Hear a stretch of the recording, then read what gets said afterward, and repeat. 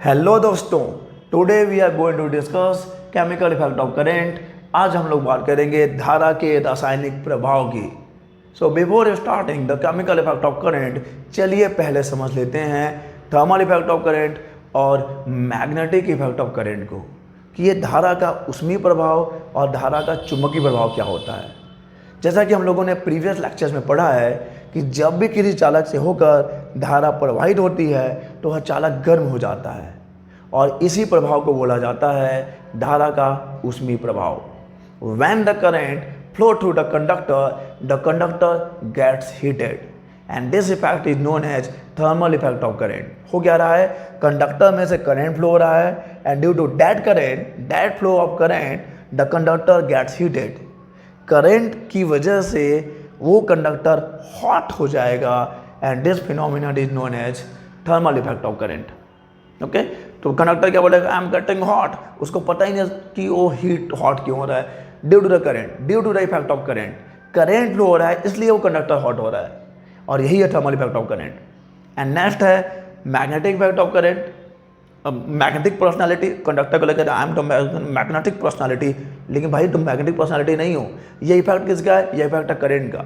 When the current flow through the conductor then around that conductor a magnetic field is produced. जब भी किसी चालक से होकर धारा प्रवाहित होती है तो उसके आसपास के इलाके में एक चुंबकीय क्षेत्र उत्पन्न हो जाता है और इस प्रभाव को बोला जाता है धारा का चुंबकीय प्रभाव। Okay, so the production of the magnetic field due to the electric current around any conductor is known as magnetic effect of current। धारा प्रवाहित हो रही है, करंट फ्लो हो रहा है कंडक्टर से, तो उस कंडक्टर के आसपास के इलाके में एक मैग्नेटिक फील्ड प्रोड्यूस हुआ है एंड दिस इफेक्ट, देखो ये मैग्नेटिक फील्ड किसी मैग्नेट का नहीं है। व्हेन यू स्विच ऑफ, जब आप स्विच ऑफ कर दोगे मीन्स जब उस कंडक्टर से करंट फ्लो नहीं होगा तो magnetic field will disappear, gap हो जाएगा, वो चूमंतर हो जाएगा। लेकिन जब आप करंट, इसको हम लोग डिस्कस करेंगे जो नेक्स्ट अपना सेक्शन आएगा मैग्नेटिक इफेक्ट ऑफ करंट, उसमें डिटेल में जाएंगे। तो यहाँ पे हम लोग बस लिमिटेड ही रहेंगे कि when the current flow to the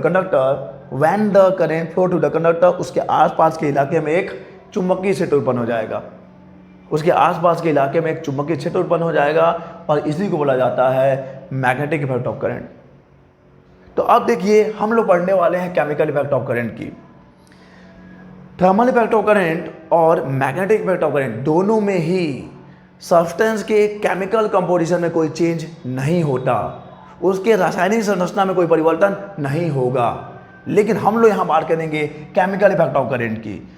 तो देखिए जब करंट किसी ऐसे सब्सटेंस से फ्लो होता है जैसे कि करंट की वजह से उसमें कोई केमिकली चेंज आए, कोई रासायनिकली चेंज हो जाए, मतलब रासायनिक कोई परिवर्तन हो उसमें, तो वहाँ पे हम लोग बोलेंगे कि ये क्या है, ये धारा का रासायनिक प्रभाव है। और ऐसा सॉलिड्स में नहीं होता, ऐसा जनरली आपको देखने को मिलेगा लिक्विड्स में। धारा का जो रासायनिक प्रभाव है, जो केमिकल इफेक्ट ऑफ करंट है, ये सॉलिड में ऑब्जर्व नहीं होता। ये आपको कहाँ देखने को मिलेगा, ये आपको देखने को मिलेगा लिक्विड्स में। ओके, तो देखिए ये जो केमिकल इफेक्ट ऑफ करंट है, सबसे पहले इसको स्टडी करने वाले जो वैज्ञानिक थे, द साइंटिस्ट, द केमिस्ट और the physicist who study the chemical effect of current, उनका नाम था माइकल फैराडे।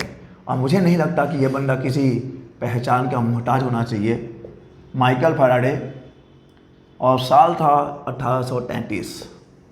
तो माइकल फैराडे ने सबसे पहले करंट के केमिकल इफेक्ट को स्टडी किया था 1833 में। इसमें होता क्या है, देखो ये सॉलिड में विजिबल नहीं है, सॉलिड में ये नहीं होता है। जनरली ये किस में होगा, ये होता है लिक्विड्स में, और सभी लिक्विड्स में नहीं होगा। On the basis of the electric behaviour the liquids can be classified in 3 categories. Electric behaviour और विद्युत व्यवहार के बेसिस पे आप लिक्विड्स को 3 कैटेगरीज में डिवाइड कर सकते हो। कौन कौन सी कैटेगरी में आप डिवाइड करोगे, तो नंबर 1 रहेगा और नंबर 2 भी रहेगा और नंबर 3 भी रहेगा। क्या देखते हैं, देखो कुछ ऐसे लिक्विड्स होंगे जो बिल्कुल भी करंट को अलाउ नहीं करेंगे, मीन्स अपने में से करंट को होकर गुजरने नहीं देंगे। The liquids which does not flow the current through them, ठीक है, ऐसे लिक्विड्स होंगे जो करंट को अपने में से पास नहीं होने देंगे। जैसे कि आपका डिस्टिल वाटर हो गया, या वेजिटेबल ऑयल हो गया, इनसे होकर करंट फ्लो नहीं होता। तो इसमें ऐसे लिक्विड्स आ जाएंगे। डिस्टिल्ड वाटर की बात कर लेते हैं हम लोग। डिस्टिल्ड वाटर ऐसे लिक्विड जिससे कि करंट होकर गुजर नहीं सकता। क्लियर है। सेकंड देखते हैं, ऐसे लिक्विड्स होंगे जो करंट को अपने में से पास होने देंगे, गुजरने देंगे, लेकिन बिखरेंगे नहीं। क्या बोल रहा हूं मैं? ऐसे लिक्विड्स होंगे जो करंट को पास तो होने देंगे लेकिन डिसोसिएट नहीं होंगे, बिखरेंगे। डिसोसिएट मतलब विघटित नहीं होंगे। तो इसका एग्जांपल क्या हो जाएगा? मरकुरी हो गया यार। मरकुरी लिक्विड मेटल है, यहाँ से करंट तो फ्लो होता है तो लिक्विड ना भाई। तो इस लिक्विड से करंट तो फ्लो होगा, लेकिन मरकुरी जो है डिसोसिएट नहीं होगा। किसमें डिसोसिएट नहीं होगा? आयंस में डिसोसिएट नहीं होगा।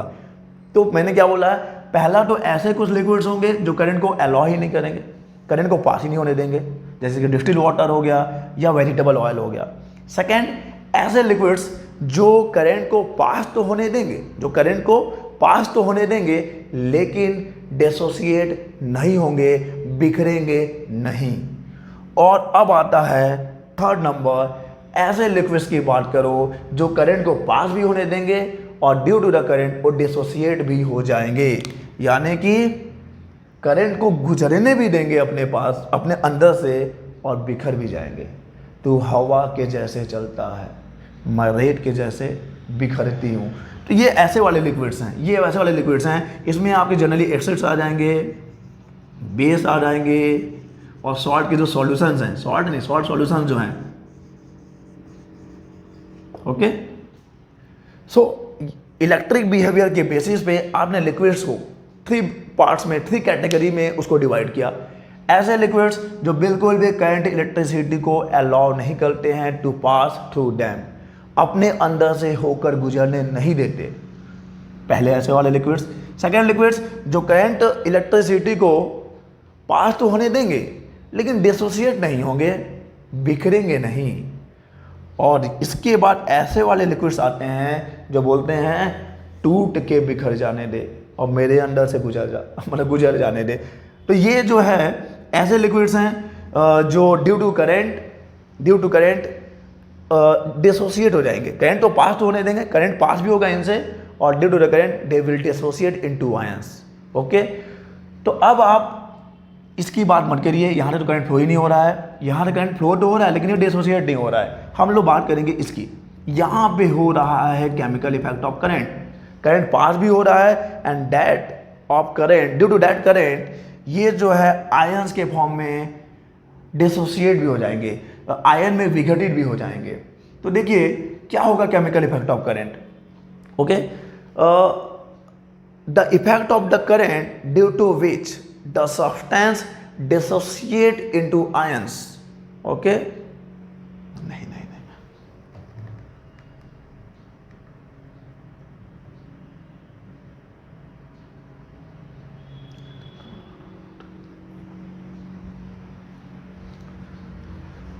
तो क्या होगा केमिकल इफेक्ट ऑफ करंट? क्या होगा? The change in the chemical composition of the substance due to electric current. When the current pass through such a substance and that current produce some chemical changes, उसके chemical composition में कुछ change produce कर देगा, इसको बोलोगे आप chemical effect of current, यानी कि धारा का कौन सा प्रभाव? धारा का रासायनिक प्रभाव। धारा के प्रवाह होने से, धारा के प्रवाहित होने से जो सब्सटेंस है, अगर उसके केमिकल कंपोजिशन में कोई चेंजेस आता है तो वहां पे होगा केमिकल इफेक्ट ऑफ करंट। ये सॉलिड्स में नहीं है, कंडक्टर में नहीं होता, हमने लिक्विड की बात की है, लिक्विड में होगा।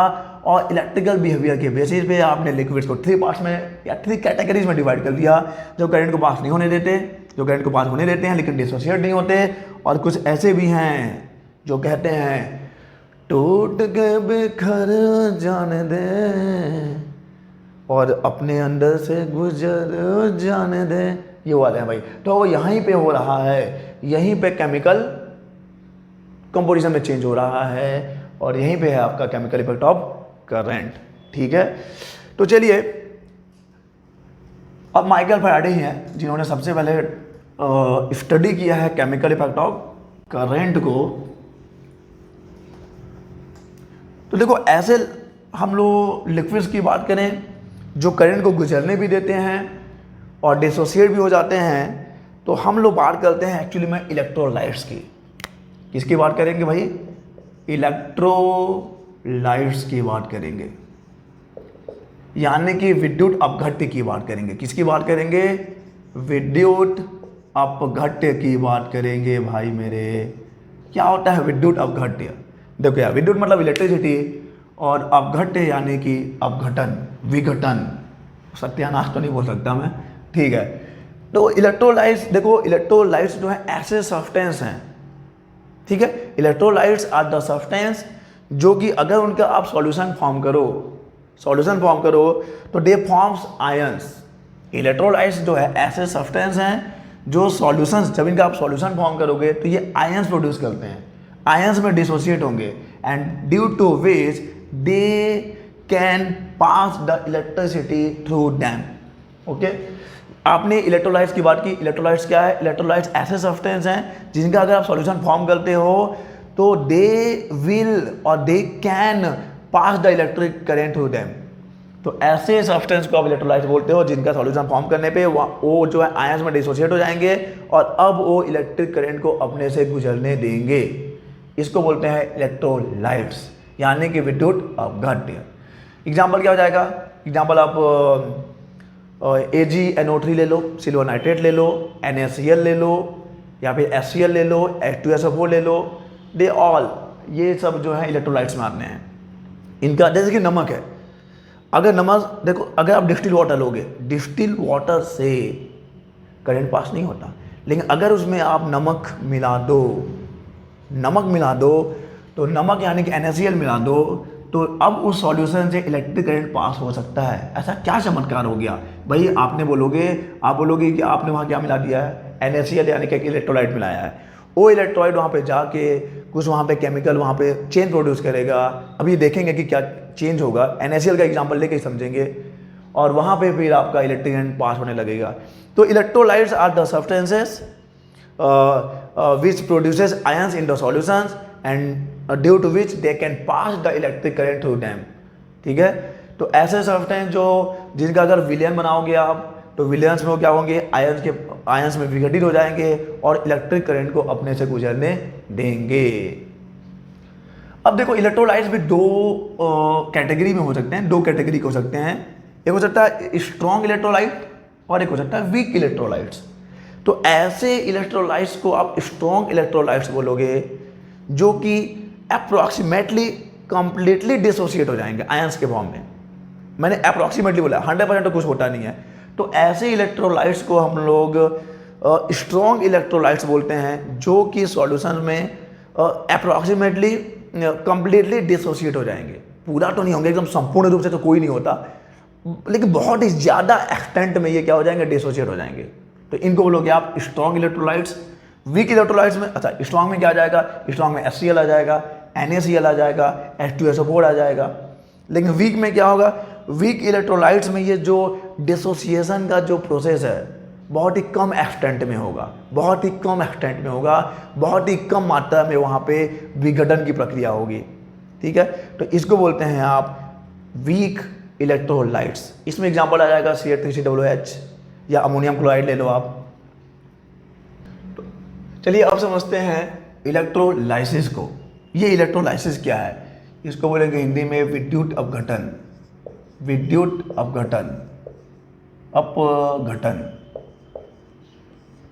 इलेक्ट्रोलाइसिस इज अ प्रोसेस, ये एक प्रक्रिया है, ये एक प्रक्रम है बोलना चाहिए। इलेक्ट्रोलाइसिस इज अ प्रोसेस जिसमें क्या होगा? जिसमें अगर मान लीजिए आपके पास कोई इलेक्ट्रोलाइटिक सॉल्यूशन है और जब आप उस इलेक्ट्रोलाइटिक सॉल्यूशन से करंट पास करोगे तो उसमें जो फ्री एलिमेंट्स होंगे that will be liberated. Okay, क्या बोल रहा हूँ मैं? ये विद्युत अपघटन की क्रिया में जो अब आपके पास विद्युत अपघट्य होता है और उसमें से आप विद्युत धारा प्रवाहित करते हो तो उसमें जो एलिमेंट्स हैं, जो तत्व हैं वो मुक्त होते जाएंगे। ठीक है, और मुक्त होने के बाद वो हम लोग अभी दो वर्ड यूज़ करेंगे, इलेक्ट्रोड्स, वहाँ जाके चिपकते जाते हैं। Okay, so electrolysis is a process in which the free elements liberated from an electrolytic solution. Electrolytic solution में जो फ्री एलिमेंट्स होंगे that will be liberated due to the electric current. जब आप इलेक्ट्रिक करंट पास करोगे तब ऐसा होगा। तो चलिए इस प्रक्रम को जरा हम लोग समझें कि आखिर ये होता कैसे है। इलेक्ट्रोलाइसिस को समझते हैं। तो इलेक्ट्रोलाइसिस की प्रक्रिया के लिए सबसे पहले आपके पास चलिए एक ले लेते हैं वेसल। एक बर्तन ले लो, एक पात्र ले लो, और यहाँ पे मैं ले लिया कोई सा भी इलेक्ट्रोलाइटिक सॉल्यूशन। इलेक्ट्रोलाइटिक सॉल्यूशन है ये, आप ये NaCl ले लीजिए। चलिए यहाँ पे जब आप NaCl को पानी में घोलोगे तो ये क्या बनाएगा आपको पता ही है, ये बना लेगा Na+ और +Cl-। क्या हो गया, विघटित हो गया है, आयंस में डिसोसिएट हो गया है, तो Na+ और Cl-। अब देखो मैं यहाँ पे ले रहा हूँ 2 इलेक्ट्रोड्स। ये रहा electrode number 1 and this is the electrode number 2। अब एक ऐसे इलेक्ट्रोड को जिसमें से कि होकर करंट एंटर करेगा इस इलेक्ट्रोलाइटिक सॉल्यूशन में। देखो यहाँ मैंने पॉजिटिव प्लस और नेगेटिव माइनस लिया है, नेगेटिव तो माइनस ही लूँगा।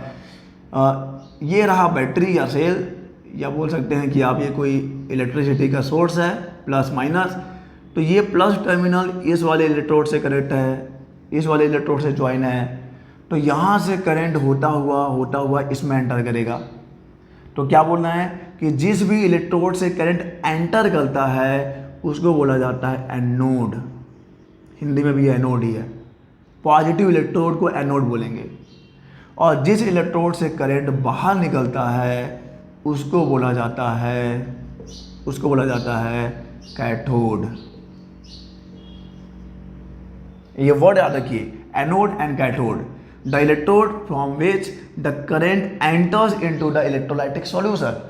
जिस भी इलेक्ट्रोड से करंट अंदर प्रवेश करेगा, एनोड अंदर प्रवेश करेगा, इसको आप बोलते हैं एनोड। और जिस भी इलेक्ट्रोड से करंट बाहर निकलेगा इसको बोलेंगे आप कैथोड। ये पॉजिटिव साइड है और ये नेगेटिव साइड है, positive side, negative side. Okay, this is vessel, this is the electrolytic solution NaCl, जहाँ पे कि आयन फॉर्म हो गया है Na+ एंड Cl-। अब इसमें करंट फ्लो हो रहा है। तो देखिए होता ये है कि ये पॉजिटिव साइड है, ये नेगेटिव साइड है। चलो इसमें मैं आयन ले लेता हूँ, Na+ और Cl- कहीं पे ले लेता हूँ। तो ये जो नेगेटिव चार्ज है ये किधर को जाएगा, ये ड्रिफ्ट होगा किधर की तरफ, पॉजिटिव इलेक्ट्रोड की तरफ। जितना भी नेगेटिव, यहाँ पर नेगेटिव आयंस हैं, और इस नेगेटिव आयंस को बोलते हैं हम लोग एनायंस।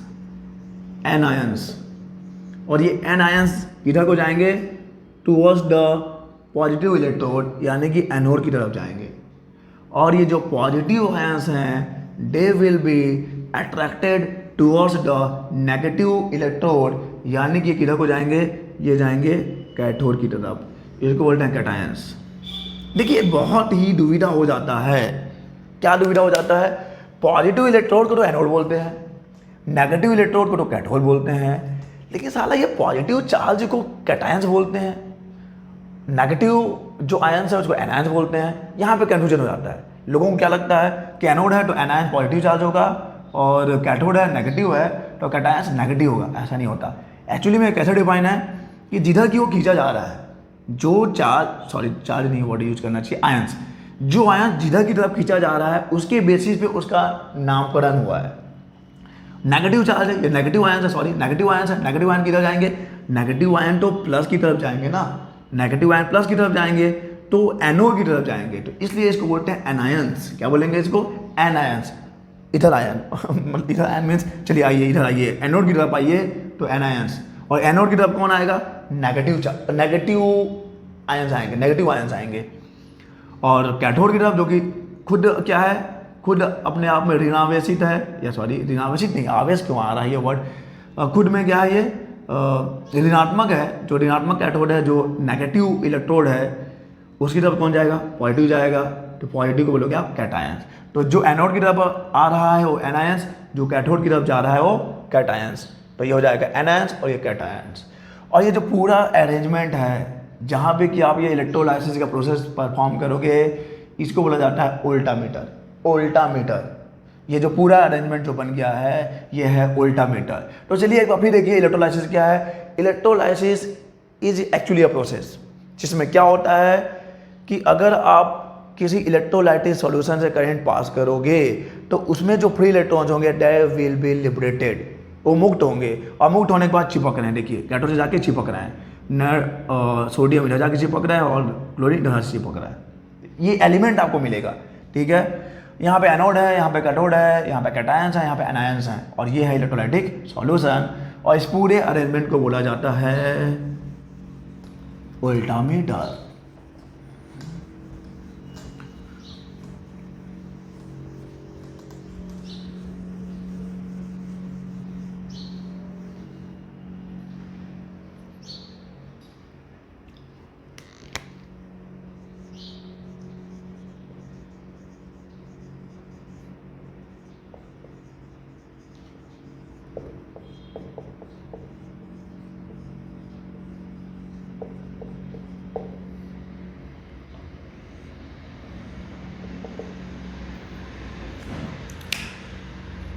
तो जैसा कि मैंने आपको बताया है कि केमिकल इफेक्ट ऑफ करंट को सबसे पहले स्टडी करने वाला बंदा था माइकल फैराडे इन 1833।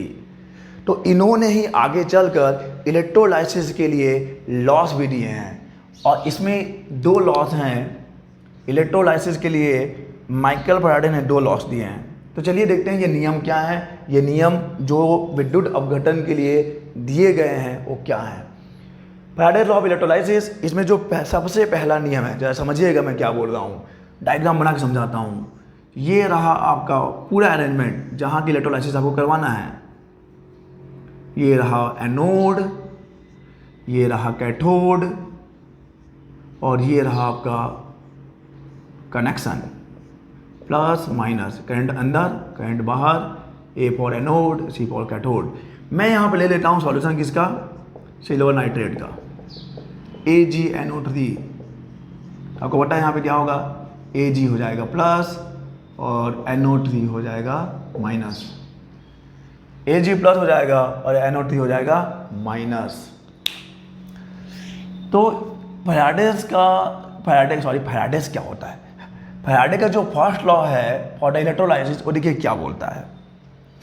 ये आपको इतना तो पता चल गया है कि when the current flow through the electrolytes, okay, तो यहाँ पे जो फ्री एलिमेंट होंगे दे विल बी लिबरेटेड और जाके वो यहाँ पे डिपॉजिट होंगे। कहाँ पर, ये जो आपके इलेक्ट्रोड्स हैं वहाँ पे जाके डिपॉजिट होते हैं।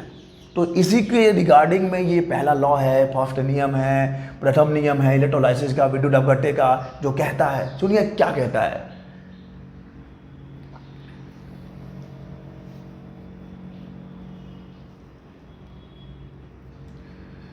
The mass of the ions, चलो हम मान लेते हैं कि m है मास of the ions. The mass of the ions liberated और डिपोजिटेड। देखो इलेक्ट्रोलाइट है वहाँ से वो लिबरेट होगा और जाके वो इलेक्ट्रोड्स पे डिपोजिट होगा। So that's why we can use both the terms. आप लिबरेटेड भी यूज कर सकते हो, आप डिपोजिटेड भी यूज कर सकते हो। Okay, so according to the first law of electrolysis, Faraday's law of electrolysis, first law of electrolysis, the mass of the ions which is liberated or deposited is proportional to the amount of the charge flowing through the electrodes, the amount of the charge flowing through the electrodes। समझते हैं, चलिए क्या है, m is proportional to q। ये आपका mathematical expression है उस first law का। जो लोग इसको वर्ड्स में एक्सप्रेस कर सकते हैं, जो गणित की भाषा समझ सकते हैं, उनके लिए कोई दिक्कत नहीं है।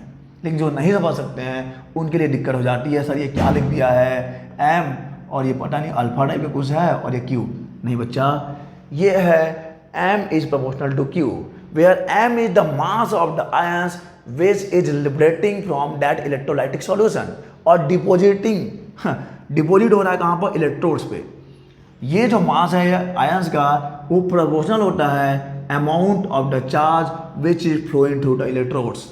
जितना चार्ज फ्लो होगा इलेक्ट्रोड से उतने ही अमाउंट पे वहाँ पे आयंस भी जो है डिपोजिट होंगे इलेक्ट्रोड्स पे। m is proportional to q, m is proportional to q। अगर आप विद्युत अपघटन की क्रिया करवा रहे हो, प्रक्रिया करवा रहे हो, तो वहाँ पे जो द्रव्यमान होगा आयन का जो विघटित हो रहा है वो प्रवाहित होने वाले आवेश के समानुपाती होता है। यही है प्रथम नियम विद्युत अपघटन का। फैराडे के विद्युत अपघटन का प्रथम नियम यही है, M is proportional to Q। चलिए थोड़ा और देखें।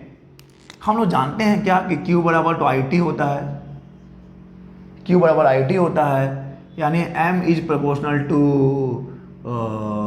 IT हो जाएगा। और इसको हटाइए भाई, इसको हटाना पड़ेगा और कुछ तो लगाना पड़ेगा, ZIT। M is equal to ZIT, where Z is, where नाम याद रखिए, नाम याद रखिए, राहुल नहीं है लेकिन नाम याद रखिए। Z is electrochemical equivalent, electrochemical equivalent, where Z is a constant of proportionality, और इस कांस्टेंट का नाम है इलेक्ट्रोकेमिकल इक्विवेलेंट। याद रखिए मैंने बोला है इलेक्ट्रोकेमिकल इक्विवेलेंट, इसके बाद भी एक कुछ आने वाला है। तो यहाँ पे जो Z है, Z is known as electrochemical equivalent. जरा नजर डालो, फिर से नजर डालो। According to Faraday first law of electrolysis, the mass of the ions liberated और deposited at any electrode is proportional to the amount of charge, is proportional to amount of charge. जो आवेश का द्रव्यमान, आवेश नहीं, ये आवेश बार बार कहाँ जा रहा है, जो आयन है, जो आयन का जो द्रव्यमान है जो कि मुक्त होगा वो समानुपाती होता है आवेश की मात्रा के, वो आवेश की मात्रा के समानुपाती होता है। और Q बराबर IT, तो M समानुपाती IT और M इज इक्वल टू हो जाएगा ZIT, वेयर Z इज, जहाँ पे Z क्या है, Z को बोला जाता है विद्युत रासायनिक तुल्यांक। तो ये Z का नाम तो है ECE, इलेक्ट्रोकेमिकल इक्विवेलेंट, लेकिन ये है क्या? चलो देखो, चलो परिभाषित करते हैं। मान लो इलेक्ट्रोड से 1 सेकंड में, इलेक्ट्रोड से 1 सेकंड में 1 एम्पियर की धारा बह रही है। Let consider in 1 second the 1 ampere current is flowing through the electrodes. It mean simply आप देखो, ये 1 है, ये 1 है, यानी coulomb, Q is equal to 1 coulomb आ जाएगा। या आप क्या बोलना चाह रहे हो, यानी कि अगर इलेक्ट्रोड से 1 कूलम ऑफ चार्ज फ्लो हो रहा है, यार 1 कूलम, अगर 1 सेकंड में 1 एम्पियर की धारा प्रवाहित होती है, अगर 1 सेकंड में 1 एम्पियर करंट फ्लो होगा ना, यानी कि कितना कितना चार्ज फ्लो हो गया इन 1 सेकंड, 1 कूलम चार्ज है फ्लोइंग, 1 कूलम चार्ज है फ्लोइंग। तो अगर इलेक्ट्रोड से 1 सेकंड में 1 एम्पियर की धारा बह रही है, यानी कि 1 कूलम अगर वहाँ पे चार्ज फ्लो हो रहा है, तो M क्या हो जाएगा, M is equal to Z। यार इफ यदि T is equal to 1 second है और I is equal to 1 ampere है, then M is equal to Z, और Z is equal to M। It means Z क्या है, Z कुछ नहीं है सर, Z तो मास ऑफ द आयंस ही है, Z तो मास ऑफ द आयन ही है, जो तब लिबरेट होगा जब इलेक्ट्रोड से 1 सेकंड में 1 एम्पियर का करंट फ्लो होगा। क्या बोल रहा हूं मैं, हम लोग कर क्या रहे हैं, हम लोग Z को डिफाइन कर रहे हैं। नाम तो Z है, नाम तो सुना ही होगा, सुन लिया है अभी, इलेक्ट्रोकेमिकल इक्विवेलेंट। Z है इलेक्ट्रोकेमिकल इक्विवेलेंट। ये है क्या, Z एक्चुअली में मास ऑफ द आयंस ही है, जो कि 1 एम्पियर का करंट 1 सेकंड में फ्लो होने पर लिबरेट होगा। So we can define the electrochemical equivalent is the amount of the ion which is liberated when 1 ampere current is flowing for 1 second। अच्छा, और 1 एम्पियर का करंट अगर 1 सेकेंड के लिए फ्लो हो रहा है, मीन्स 1 कूलम चार्ज फ्लो हो रहा है, 1 कूलम चार्ज फ्लो हो रहा है। तो अगर इलेक्ट्रोड से 1 कूलम का चार्ज फ्लो होता है, तो जितना आयन लिबरेट होगा, that is known as the electrochemical equivalent of that electrolytic solution। Okay, उस सब्सटेंस का आप बोलोगे कि वो Z है। 1 कूलम का आवेश बहने पर जितना आवेश का द्रव्यमान, ये बार बार आवेश क्यों आता है, जितना आयन का द्रव्यमान लिबरेट होगा, जितना आयन का द्रव्यमान लिबरेट होगा, that will be the electrochemical equivalent। 1 coulomb का आवेश प्रवाहित होने पर जितना द्रव्यमान का आयन मुक्त होगा, जितना द्रव्यमान का आयन मुक्त होगा उसको बोला जाता है electrochemical equivalent. Okay, so I hope कि अब आप समझ गए होंगे कि एक्चुअली में जेड है क्या। फिर देख लेते हैं, according to first law of electrolysis, the mass of the ions liberated from any electrolytic solution is proportional to amount of charge. M is proportional to charge, Q is equal to IT, so M is proportional to IT, M is equal to ZIT, where Z is electrochemical equivalent, where Z is electrochemical equivalent। और ये electrochemical equivalent है क्या? electrochemical equivalent ions का वो द्रव्यमान है, the mass of the ions, जो तब लिबरेट होता है जब इलेक्ट्रोड से 1 कूलम का चार्ज फ्लो होगा। 1 कूलम का चार्ज फ्लो करने पर आयन का जितना मास लिबरेट हो जाता है, that is the electrochemical equivalent. Electrochemical equivalent, चलिए इसका यूनिट देख लेते हैं। यूनिट क्या होगा? देखिए यहाँ पे मैंने बोला है m is equal to Z I T. I T को आप क्यों ले सकते हो, आई टी को आप क्यू ले सकते हो, यानी कि z इज इक्वल टू हो जाएगा m अपॉन क्यू, और m के लिए आपका यूनिट हो जाएगा kg, और ये हो जाएगा कूलम। सो ऐसा unit of the electrochemical equivalent, ऐसा unit of the electrochemical equivalent ये हो जाता है kilogram per coulomb, kilogram per coulomb. So this is the first law of electrolysis. Faraday का ये है प्रथम नियम इलेक्ट्रोलाइसिस के लिए। चलिए सेकंड की तरफ आगे बढ़ें कि सेकंड नियम क्या बोलता है। तो चलिए अब समझते हैं फैराडे के सेकेंड लॉ ऑफ इलेक्ट्रोलाइसिस को। देखो इसमें क्या होगा, let we have various electrolytes. यहाँ पे NaCl ले लिया है, यहाँ पे AgNO3 ले लिया है, यहाँ पे H2SO4 ले लिया है। एंड ये इलेक्ट्रोड्स भी अलग अलग हो सकते हैं, मीन्स होंगे तो एनोड और कैथोड ही, लेकिन ये अलग अलग मटेरियल्स के हो सकते हैं। अब ये सेकेंड लॉ क्या बोलता है कि अगर if the same amount of current is flowing for the same interval of time, current same होगा और सेम इंटरवल ऑफ टाइम के लिए फ्लो होगा for in the various electrolytes. अलग अलग इलेक्ट्रोलाइट्स में अगर same amount of current same समय के लिए, समान समय इंटरवल के लिए फ्लो होता है, तो इस केस में जो मास लिबरेट होगा in the different electrolytes, that will be proportional to their chemical equivalent. बिल्कुल सही सुना आपने, मैंने जेड नहीं बोला है, मैंने इलेक्ट्रोकेमिकल इक्विवेलेंट नहीं बोला है, मैंने बोला है केमिकल इक्विवेलेंट। और केमिकल इक्विवेलेंट को ही आप बोलते हो, केमिकल इक्विवेलेंट को बोलेंगे इक्विवेलेंट वेट, इक्विवेलेंट वेट बोला जाएगा इसको। और E इज इक्वल टू होता है A upon V, where A is atomic weight and V is the valency.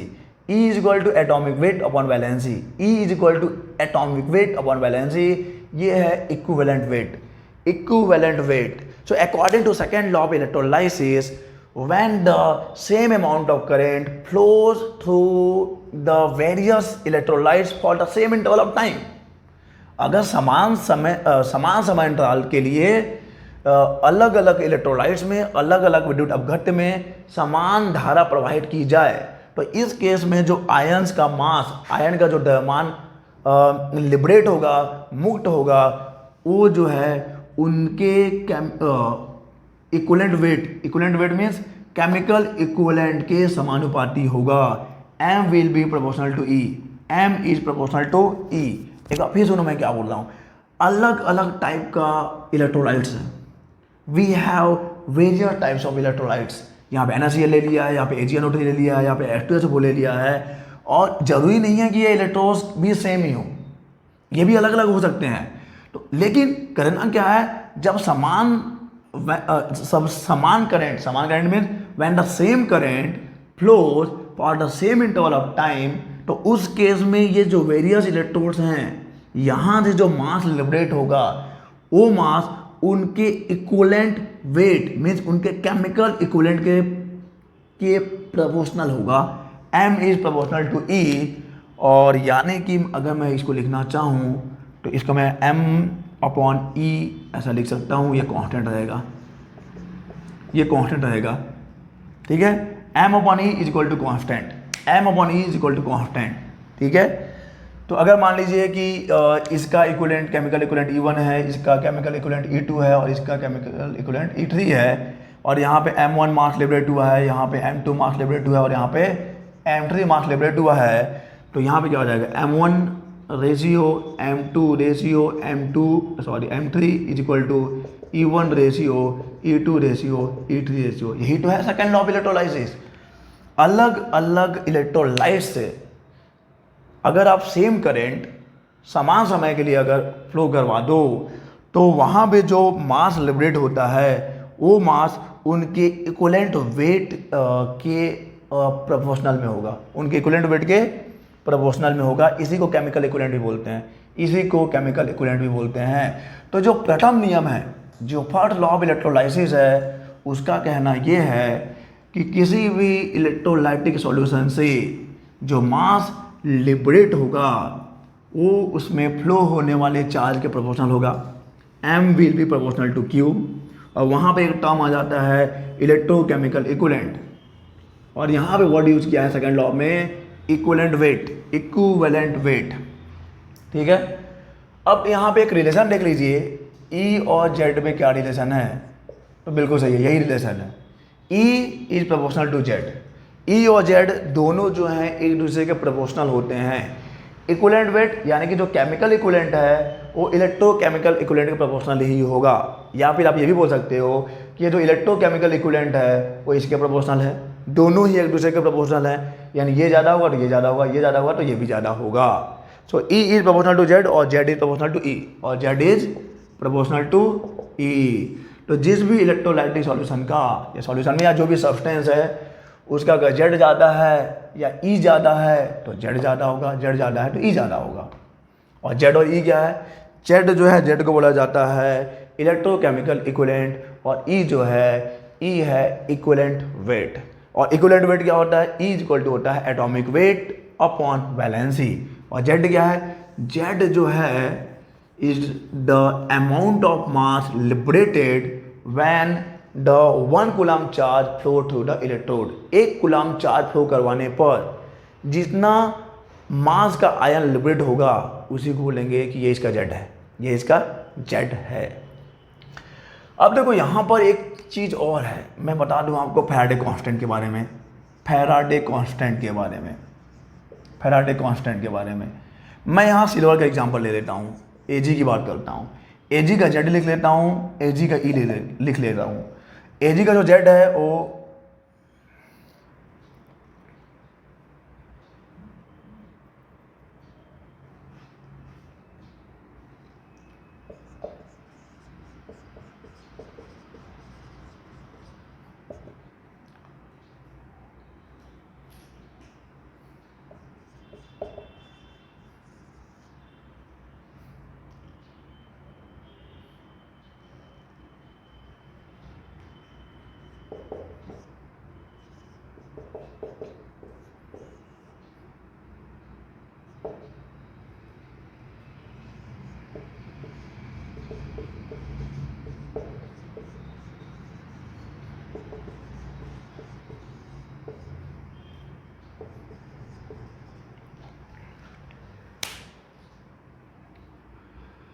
Z जो है, Ag का जो Z है मीन्स सिल्वर के लिए जो इलेक्ट्रोकेमिकल इक्विवेलेंट है वो होता है 1.118 इंटू 10⁻⁻6 kg पर कूलम। इसका क्या मतलब है, इसका मतलब ये है कि अगर आपके पास सिल्वर का इलेक्ट्रोलाइट है और वहाँ जाकर 1 कूलम अगर आप करंट पास करते हो, 1 कूलम चार्ज पास करते हो तो इतना मास लिबरेट होगा। सिल्वर का जो है इतना मास लिबरेट होगा 1.18 इंटू 10⁻⁻6 kg पर कूलम। हर 1 कूलम के लिए इतना मास लिबरेट होगा कि इसका सिल्वर का। और E is equal to 107.9 kg, ये उसका इक्विवेलेंट वेट है। This is the equivalent weight of silver. और मैंने बोला है कि E by Z is equal to F, where F is Faraday constant, constant क्यों बोला है, इसलिए बोला है भाई कि किसी भी सब्सटेंस के E और Z का रेशियो हमेशा F ही होता है। कोई भी सब्सटेंस ले लीजिए आप यहाँ पे मैं सिल्वर की बात कर रहा हूँ, आप हाइड्रोजन ले लो, आप कॉपर ले लो, आप एल्युमिनियम ले लो, आप कुछ भी ले लो, उनका E/Z का जो रेशियो होगा, E/Z it means equivalent weight और इलेक्ट्रोकेमिकल इक्विवेलेंट का जो रेशियो रहता है हमेशा F के इक्वल आता है। जब आप 1.118 यहाँ पर 10⁻⁶ भी है और 107.9 को यहाँ रखोगे तो इसका रेशियो इतना आएगा। और किसी भी सब्सटेंस के लिए E और Z का रेशियो 9.65 इंटू 10⁻7 कूलाम पर kg आता है। 9.65 इंटू 10⁻7 कूलाम पर kg है और यही है फैराडे कांस्टेंट। अगर इसको ग्राम में लिखोगे तो हो जाएगा 96,500 96,500 कूलाम पर ग्राम, कूलाम पर ग्राम। किसी भी सब्सटेंस के लिए E और Z का रेशियो हमेशा एक कांस्टेंट होता है और कांस्टेंट इसके इक्वल है और इसी कांस्टेंट का नाम दिया गया है फैराडे कांस्टेंट। अब ये फैराडे कांस्टेंट क्या है, इस यूनिट से समझिए आप। Coulomb per gram, it mean Faraday constant is the amount of charge which is required to liberate unit mass of that substance. यानी कि किसी भी सब्सटेंस को अगर किसी भी सब्सटेंस का 1 ग्राम मास लिबरेट करना है तो आपको इतना चार्ज देना पड़ेगा। बिल्कुल सही बोल रहा हूं मैं, किसी भी सब्सटेंस के अगर 1 ग्राम मास को लिबरेट करना है तो आपको 96,500 कूलाम का चार्ज सप्लाई करना पड़ेगा। दैट इज फैराडे कांस्टेंट, वही है फैराडे कांस्टेंट। तो ये मैंने सिल्वर का एग्जांपल लिया। सिल्वर के लिए Z इतना होता है, E इतना होगा, E/Z हमेशा कांस्टेंट होगा। जब इसकी वैल्यू यहाँ रखिए, इसकी वैल्यू यहाँ रखिए, सॉल्व करेंगे तो आपको ये मिलेगा। और किसी भी सब्सटेंस के E और Z का रेशियो हमेशा इतना ही आएगा, ठीक है। That is Faraday constant 96,500 coulomb per ग्राम, जो ये दिखाता है कि उस सब्सटेंस के 1 ग्राम मास को अगर मुक्त करना है इलेक्ट्रोलाइटिक सॉल्यूशन से तो आपको कितना चार्ज सप्लाई करना पड़ेगा, तो इतना चार्ज सप्लाई करना पड़ेगा। This is Faraday constant. So आइए देखते हैं एप्लीकेशन ऑफ इलेक्ट्रोलाइसिस। इलेक्ट्रोलाइसिस का एप्लीकेशन कहाँ पे होता है। So number 1 is electroplating, number 2 is electrotyping and number 3 is extraction and purification of metals and number 4 है electrolytic capacitors. These are some important applications of electrolysis। कुछ महत्वपूर्ण अनुप्रयोग हैं इलेक्ट्रोलाइसिस के। इसके अलावा भी और भी यूज होंगे। इलेक्ट्रोप्लेटिंग जो है, इसमें क्या होता है, एक मेटल का हम लोग को कोटिंग चढ़ाना है दूसरे मेटल पे। फिर कोरोजन, आपने सुना होगा, कोरोजन से आपको बचाना है तो वहाँ पे इलेक्ट्रोप्लेटिंग करते हैं। तो यहाँ पे इलेक्ट्रोप्लेटिंग के लिए हम लोग क्या यूज करेंगे, इलेक्ट्रोलाइसिस यूज करते हैं। ओके, तो with the help of electrolysis आपको क्या करना है, इलेक्ट्रोप्लेटिंग कर सकते हैं आप, यानी एक मेटल के ऊपर दूसरे मेटल का कोटिंग चढ़ाना है तो इलेक्ट्रोप्लेटिंग। इलेक्ट्रोटाइपिंग, जो जनरल आपका टाइपराइटर है उससे आप बुक या न्यूज़पेपर टाइप नहीं कर सकते हैं, वहाँ पे हम लोग यूज़ करते हैं electrotyping. Extraction and purification of metals, metallurgy में भी आप यूज़ कर रहे हो इलेक्ट्रोलाइसिस को। जो भी आपका इम्प्योर सब्सटेंस होता है उसमें से आपको प्योर मेटल्स को आपको एक्सट्रैक्ट करना है तो वहाँ पे हम लोग इलेक्ट्रोलाइसिस का यूज़ करेंगे।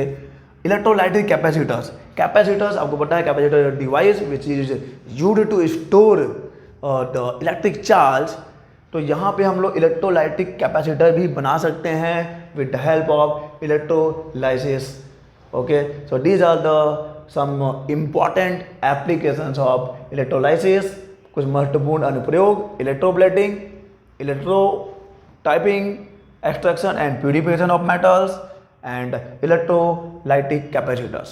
In the next lecture we will discuss cell, primary cell and secondary cell, जिसमें हम लोग पढ़ेंगे ड्राई सेल के बारे में, लैक्लांसी सेल के बारे में और पढ़ेंगे लेड एक्यूमुलेटर के बारे में। तो आज की क्लास में बस इतना ही।